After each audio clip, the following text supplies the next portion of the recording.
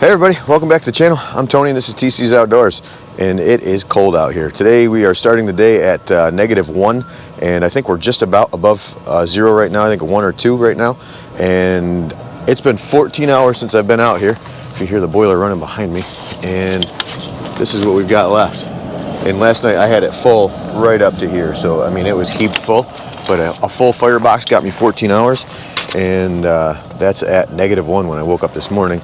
The garage is 65 degrees and the house is 72. So, and that's with 4 showers. It heats our domestic hot water also. So I thought it'd be a good opportunity to come out here and tell you 5 things that you should know before you purchase an outdoor wood boiler, especially a central boiler at that. The first thing you're going to want to know is you got to have seasoned wood. You can't throw green firewood into these things. It's a huge misconception that you can just burn whatever you want into an outdoor boiler, especially a gasification. The older ones, I guess you could. I'm not really sure. I'm not super familiar with that, but I know with this one, if you don't have dry wood, you are going to fight with it. It's not going to burn well. If you don't have dry wood, you're going to end up with a lot of creosote, and you're not going to have a very good quality burn because the heat that should be going into your water is going to go into drying out all your wood first. So that's definitely rule number 1, is have some dry firewood to burn.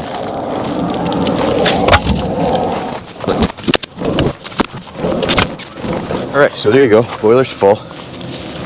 That load there should get me a good 12 hours. These are the days that I absolutely love having an outdoor wood burner. 0 degrees out here, and it's 72 in my house. It's just beautiful.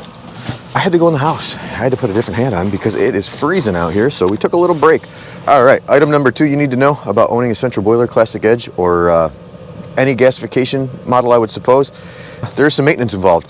These are not just worry-free, just don't load them with wood and walk away and then come back in a year and clean it out and get to going. So you got to clean it out every 3 weeks or so, clean the ash out of the bottom, and around back you've got to clean out the heat exchangers as well, along with check the chimney. You also need to check the dampers to make sure there's no creosote buildup and everything's working fine in there, and if there is, you got to clean them. So that can be a pain in the neck, but that is definitely something to consider. These do require some input on a regular basis in order to keep them running efficiently.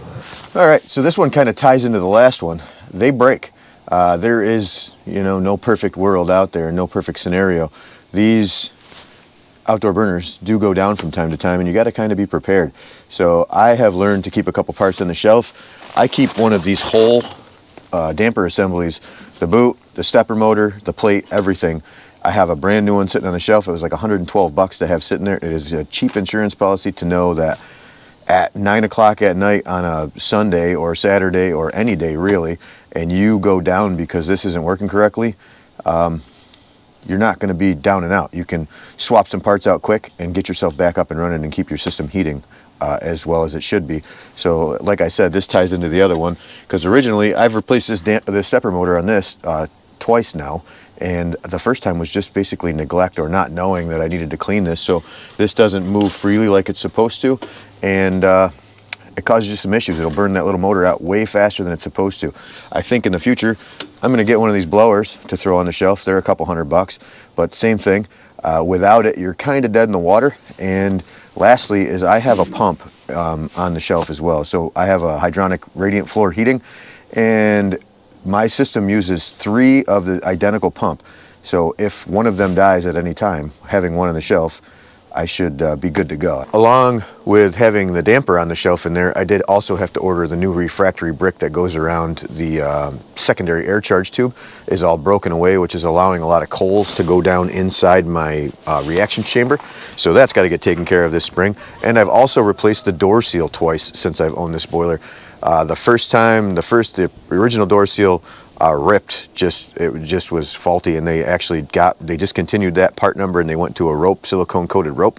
And the second install was that was my fault. The first time I did it, I had the rope too tight around the corners and it didn't seal very well, so I ended up having to redo that. So number 4 here is more central boiler specific, and that's just to maintain the warranty. To maintain the warranty on this, I have to send a water sample out to central boiler every year to maintain the proper levels of corrosion inhibitor in the water. That can be completely problematic for a bunch of reasons, but mostly because the test strips that they give you are so subjective, and the color range, you're at the very end of it, so you really don't know until you send it in. And when you get it back that you've got to add something to it, it's usually this time of year where it's so cold outside and you're trying to ship water across the country. It's just not really feasible. I spent $15 not too long ago shipping water because I sent it UPS because it was so cold and I wanted it to get there. I didn't want the USPS to have any issues with the water freezing in the bottle and cracking open. So it definitely can be a chore to maintain the 25-year warranty that they promise on the firebox and the heat exchanger. So just something to be aware of. If you're looking to get a central boiler, the warranty, maintaining it can be kind of hokey. All right, so now we're on to the fifth one, and this one could be the deal breaker for a lot of you guys.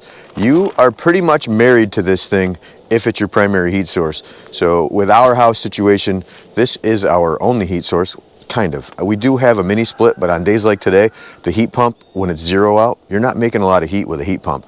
Definitely not very efficiently.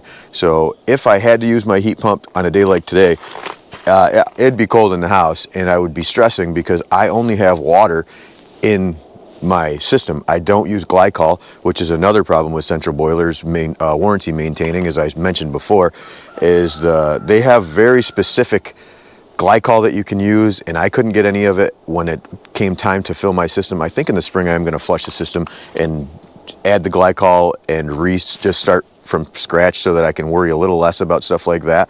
But for right now, if I don't have fire in here in a short amount of time with temperatures like this, I'm going to run into some real issues. So you are definitely married to this thing.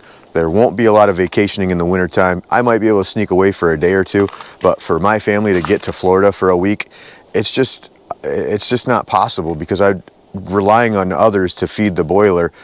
If something goes wrong and I'm 24-hour drive or a 7-hour flight away, it's just I can't even imagine the stress that I'd be under trying to get back and get things back up and running. So for me, it's just not feasible for us to go away this time of year, and I kind of knew that going in, and I'm all right with it. But if you're the type of person that wants to be an avid traveler in the winter months when you're going to be using your outdoor wood boiler, I don't think that's a heat source for you.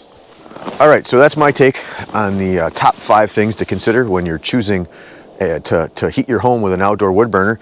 And if you're going with a central boiler, classic edge, this is more specific towards you, but a lot of this applies to all of them, I'm sure. Either way, I hope you enjoyed the video. I hope to see you in the next one, and take care, guys. We'll see you.